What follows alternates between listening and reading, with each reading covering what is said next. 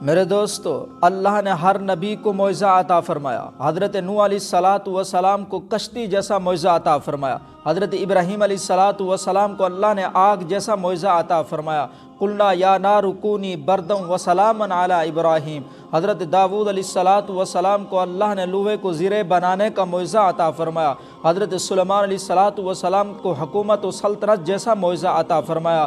قال رب هب لی ملکا لا ينبغی لأحد من بعدی۔ اے اللہ مجھے ایسی سلطنت عطا فرما، نہ مجھ سے پہلے آپ نے کسی کو دی ہو، نہ میرے بعد آپ کسی کو دیں گے۔ حضرت موسیٰ علیہ الصلاۃ والسلام کو اللہ نے عصا جیسا معجزہ عطا فرمایا۔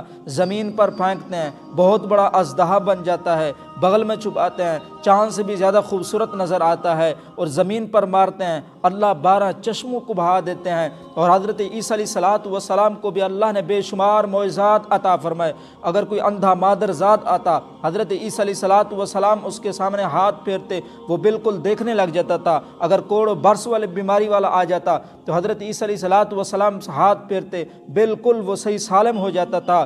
حضرت عیسیٰ علیہ الصلاۃ والسلام قبرستان میں جاتے اور جا کر کہتے قم باذن اللہ، اللہ کے حکم سے کھڑا ہو جا۔ مردہ جو ہے وہ اپنے سر کو جھاڑتا ہوا کھڑا ہو جاتا تھا، لیکن اللہ نے اپنے محبوب کو بے شمار معجزات عطا فرمائے۔ معجزہ قرآن ہے جو قیامت تک باقی رہے گا، معجزہ شق قمر ہے، حضور علیہ الصلاۃ والسلام نے چاند کی طرف اشارہ کیا، چاند 2 ٹکڑے ہو گیا۔ معجزہ شرح صدر ہے، معجزہ معراج ہے، معجزہ ستونوں کا رونا ہے، چٹان کا پارا پارا ہونا ہے، پہاڑوں کا ہلنا ہے، درختوں کا چلنا ہے۔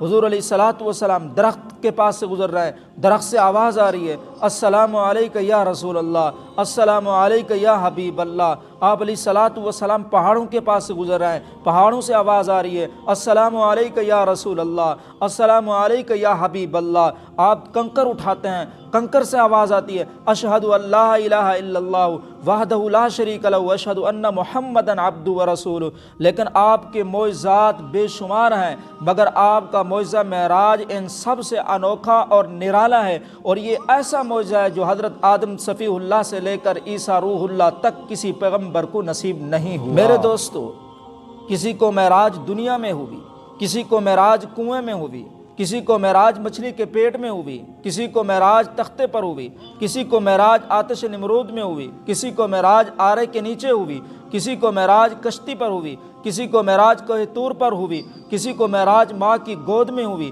لیکن سرور کائنات صلی اللہ علیہ وسلم وہ نبی ہیں جن کو معراج عرش عظیم پر ہوئی ہے۔ ہر نبی کا معراج زمین پر، اور آمنہ کے در یتیم کا معراج عرش بری پر۔